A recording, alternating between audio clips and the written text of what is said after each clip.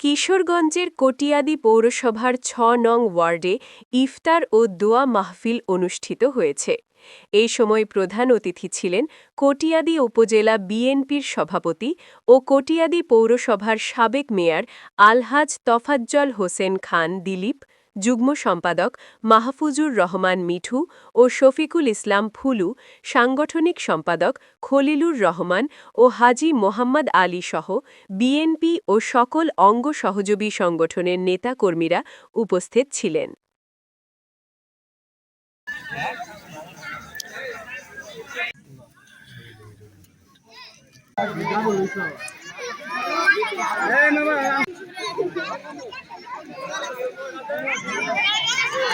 রমজান মাস পবিত্র মাস।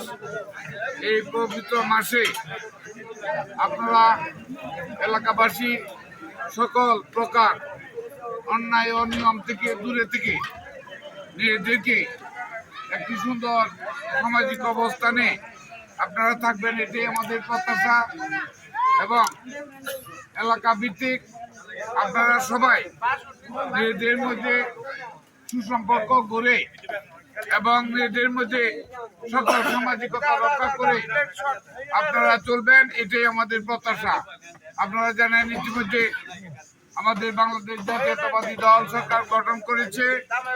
সেখানে নির্দেশ রয়েছে অন্যায় অনিয়ম, চাঁদাবাজি এবং কারো কাছ থেকে জোর করে টাকা আদায় করা অথবা বাধ্য করা এবং চাঁদাবাজ সহ সকল অন্যায়ের বিরুদ্ধে এবং নেশা জাতীয় দ্রব্যমূল্য নেশা জাতীয় যে ফেন্সিডিল ইয়াবা এইসব বিক্রি বন্ধ করে সমাজকে আমরা একটা সুন্দর পরিবেশে আমরা যেতে চাই। আপনাদের সকলের সহযোগিতা আমাদের প্রয়োজন। তো বাইরে আমার বক্তব্য দীর্ঘায়িত করার সময় আমাদের একান্তই পুরে এসেছে। তাই আমি সবাইকে অনুরোধ করছি যে আপনারা সবাই ঐক্যবদ্ধ থাকবেন।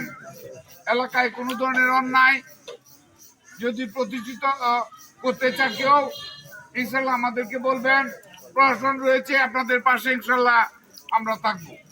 এবং আমরা বাংলাদেশ জাতীয়তাবাদী দল, আপনারা সোচ্চার থাকবেন, আমাদেরকে সহযোগিতা করবেন। সর্বোপরি আপনারা সবাই ভালো থাকেন, সুস্থ থাকেন। দীর্ঘদিন আপনাদের বিগত সময়ে আমি পুরো মেয়র হিসাবে দায়িত্ব পালন করেছি।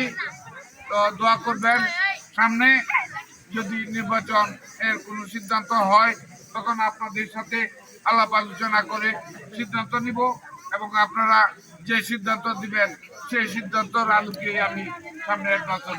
সর্বোপরি সবাই ভালো থাকি, সুস্থ থাকি এবং এলাকায় সকল অন্যায় নিয়মকে আমরা প্রতিহত করে সুন্দর সমাজ ব্যবস্থা করে তুলব।